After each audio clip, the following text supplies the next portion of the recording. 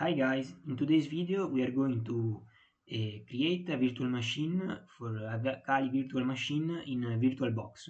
So first of all, search for the download link in Kali website. So open this, and here we are going to use a pre-built image. So use this, and then click to download the .zip file. I already downloaded it, so I just skip this step. Then just open the zip file and extract it.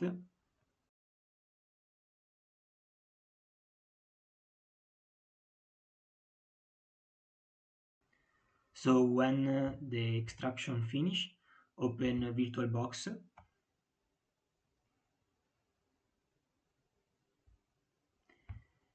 Just click add and select the folder that contains the VirtualBox pre-built image and just import.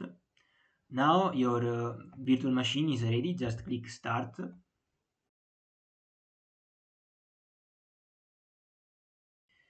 Click Kali new Linux.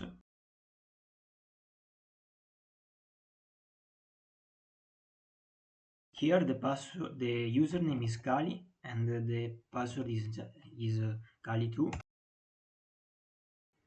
And if you want to make a full screen window, just click adjust window size and then resize.